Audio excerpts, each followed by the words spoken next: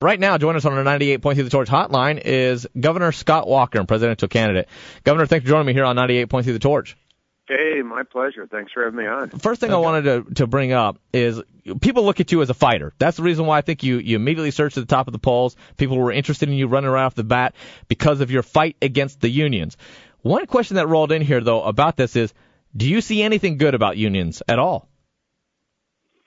Well, unions had a place once upon a time, back many, many years ago when companies maybe were taking advantage of long hours and bad working conditions.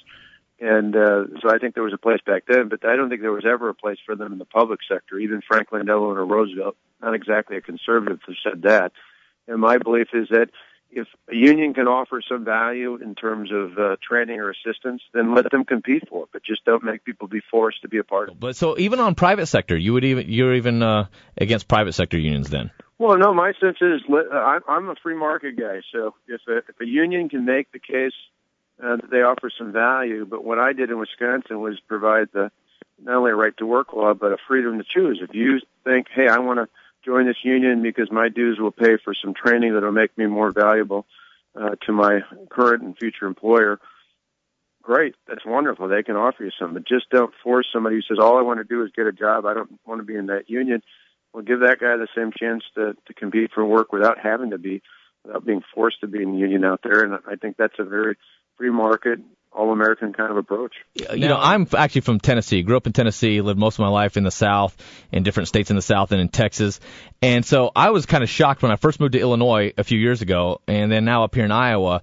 I was shocked to see the power of the unions and the influence of unions. We don't have that down south. And so if you were, as your campaign continues to go on, how can you resonate what you did in Wisconsin against the unions, fighting against the unions, with states that don't really have that problem? Well, it varies, although I think that the parallel is not, people should look at it far beyond just a question of a union battle. Certainly that's a part of it, but to me, what was far more fundamental is that these are really just, particularly when it comes to public employee unions, these are big government special interests. And that's what we see is taken over Washington, D.C. I think that's part of the frustration, particularly some of the appeal that some of these candidates, Republican candidates, have who don't hold office, is that people have had it with Washington. I've had it with Washington.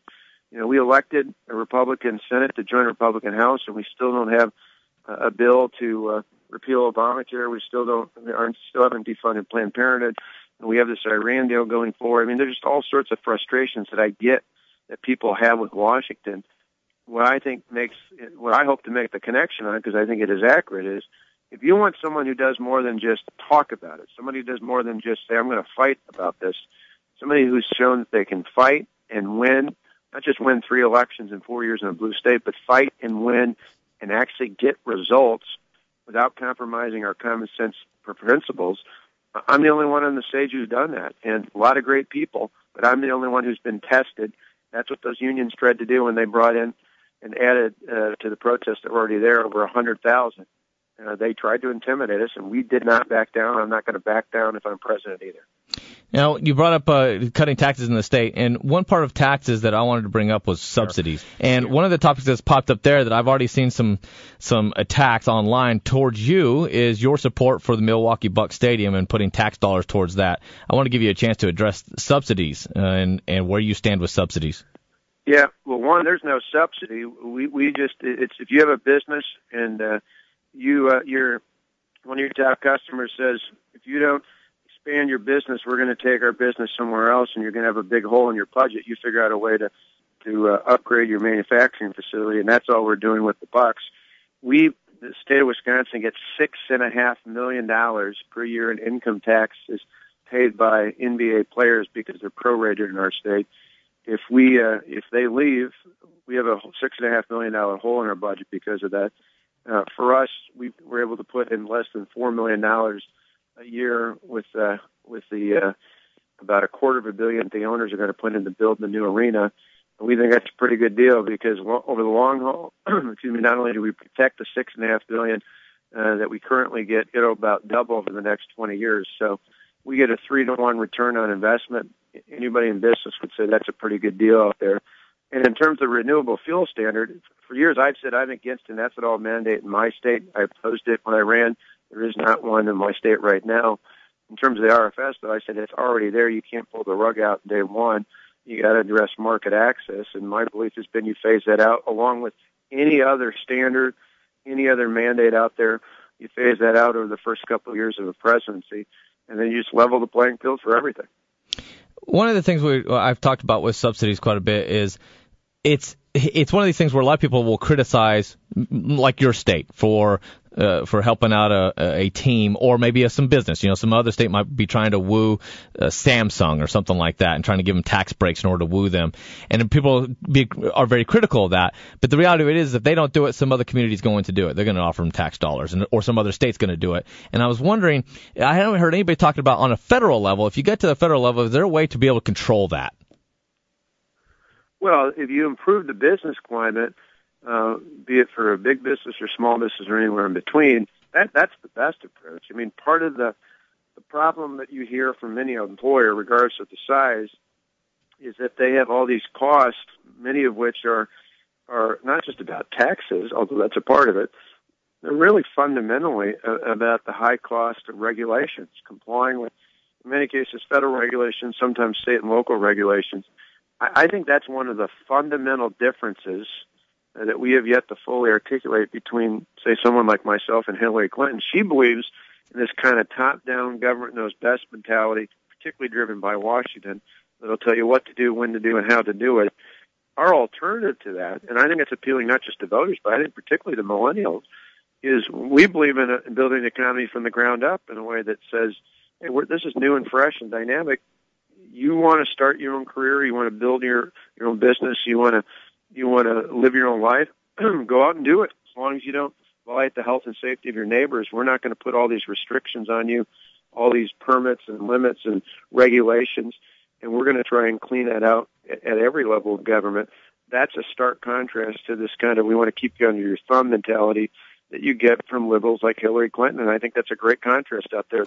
The less government intervention, the more likely an employer of any size can do well in today's economy.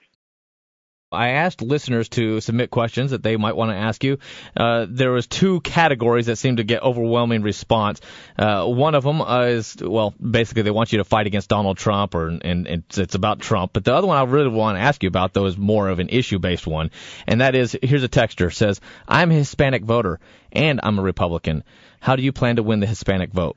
Well, I plan to talk to voters, and unlike the Democrats, I'm not going to talk differently to different groups of voters.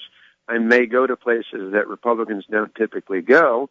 When I was the Milwaukee County executive, a county that's overwhelmingly about 60% Democrat, I still won the vote there. In fact, I even won Hispanic wards there, not because I pandered on an issue, but rather because I went to those neighborhoods, I went to parishes in those communities, I went to small businesses, and I talked about school choice, I talked about economic development, I talked about more freedom and prosperity, and that's what I'm going to do as a presidential candidate. To me, I think voters hate it when they feel like they're pigeonholed just on a specific issue. I'm going to reach out to voters and talk about a more free and prosperous country, about how we reform the government by taking power and money from Washington and sending it back to the hardworking taxpayers in the states. I'm going to talk about how we build a better economy, not through more government in Washington, but by getting government out of the way to allow everyone to live their peace and American dream. And I'm going to talk about how we're going to keep America safe, and particularly our children safe, from the threats of things like radical Islamic terrorism. What about securing the border? I mean, that ties into this, the Hispanic voters, as well as what you just brought up with radical Islam. But sometimes people make the mistake of thinking that certain voters want certain things. And my view on when it comes to immigration is simple. You got to secure the border. You have to enforce the laws we currently have in the books, particularly of late when we hear about these sanctuary cities where they're absolutely fundamentally wrong. We've got to enforce the laws uniformly across the country. I do not believe in amnesty, and I believe going forward we need to have a legal immigration system that gives priority to American working families and their wages in a way that I think will ultimately improve the American economy. One of the things voters of all sorts respect people who are straightforward, on those issues and who are willing to follow through on them. One of the things that has come up recently when it comes to legal immigration, which is what I've been putting my focus on quite a bit, we need a major legal immigration overhaul. I know people who try to legally immigrate here, and it takes them 10 years to become legal citizens. Some of them had to leave their kids back in their home country and stuff. We have some really messed up things with our legal immigration system. But one of the things that's coming up now is to say we should only allow legal immigration for the highest skilled workers, not for low skilled workers. What's your thoughts on that? Well, again, to me, I think the overall priority is going to be what is the impact on American working families and their wages. That should be our ultimate priority.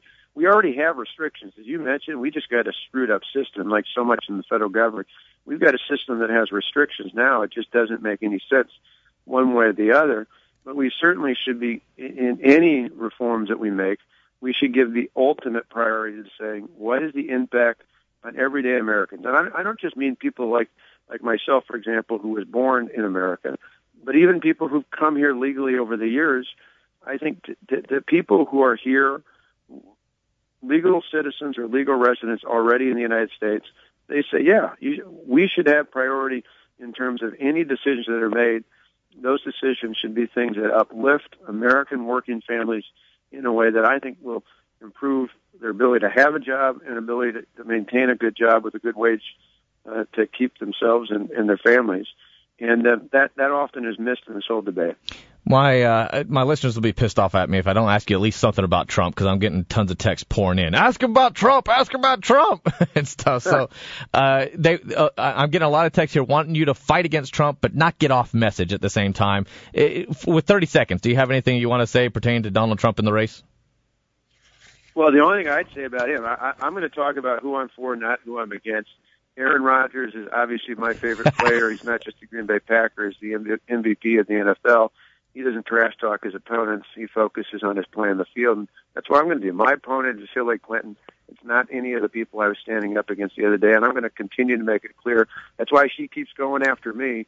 I pointed out yesterday, I'm proud to say I'm the only governor who ever froze tuition, in-state tuition, 4 years in a row while she was charging colleges $225,000 a speech. I'm ready to have that battle, and I hope people give me a chance to be the nominee to take her on. All right, Governor Scott Walker, I appreciate you joining me here on 98 Points of the Torch. Nice talking with you. Thank you. Good to be with you. Thank you.